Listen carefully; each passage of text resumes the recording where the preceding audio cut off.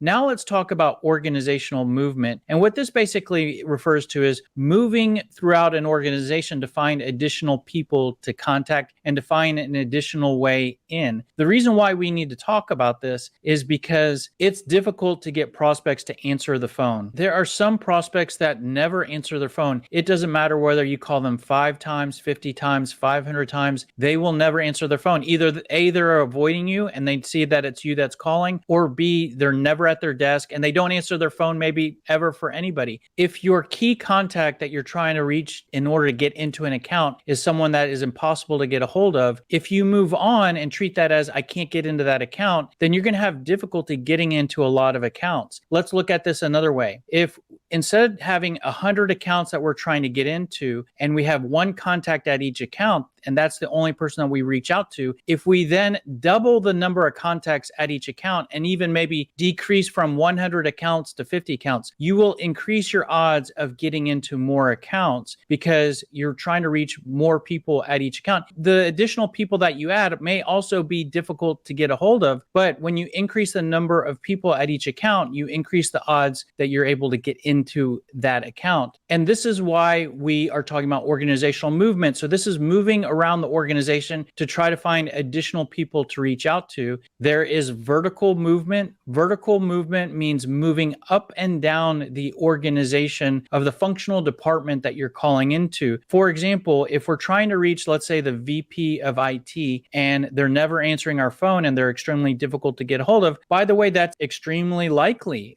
IT is a difficult department to call into, especially at the VP level. So what do we do there? Do we just move on and say, well, I can't get into that account? No, you can move up and down the organization. So to move up would be to call the CIO. Now, by no means am I telling you here today that if you can't get a hold of the VP of IT, that the CIO is going to be any easier. But mathematically, if you increase your prospecting and your approach from one person to two people, you do increase the odds of getting in. And you can also go down the organization to the director of IT. Now, actually, when you do go down, in theory, it should get easier to get a hold of people. The director of IT should be easier to get a hold of than the VP. The manager of IT should be easier to get a hold of. And you can use that to improve your odds of getting into an account. Now, I wouldn't concede to the concept of it's easier to get in at the bottom of the organization and only sell at the low levels of an organization because there's less power there. You should try to reach all the different people. But when you hit a block, it can be a tactic that you can use to try to move down the organization. You should move up and move down, but this is what we refer to as vertical movement. There's also horizontal movement, which is moving sideways in an organization to other functional departments. If we go back to the same example, if we're calling into IT, maybe the VP of IT, or maybe we've done some vertical movement on that side, still can't get a hold of anybody. At this point, we could try to move to a different functional department, such as operations. Now, most likely, if you're doing B2B selling, you can most likely sell into multiple departments. That might not be the case for every salesperson, but if we look at selling technology, software, hardware, whatever, most likely you might feel like, oh, I need to sell to IT because I sell an IT related product. But really, your technology is probably impacting operations. So it could be very likely the case that you could sell into operations, at least find a way into the account through there. In most cases, if you do sell into IT, selling at the business level, which would be operations or marketing, the users of that technology can often be a better way in, quite frankly, but that's a whole nother conversation. But this is what we refer to as organizational movement, moving to another functional department to try to find a way in. And so if we look at what this might look like in terms of the big picture, again, if we're trying to reach the VP of IT, they're never answering our call, we can't get a hold of them. We move up and down the organization, can't get a hold of anybody. We move horizontally to operations, and look at all these additional people that we could reach out to. A lot of these people can be difficult to get a hold of, but if we try to reach out to multiple people, again, we can increase our odds of getting in. Now, what we can do is we can actually combine our prospecting cadence with organizational movement in sort of a logical way. Let me show you what that looks like. So if we start our prospecting cadence, let's say that we start this with the VP of technology. We start week 1. When we finish week 2, we're pausing now.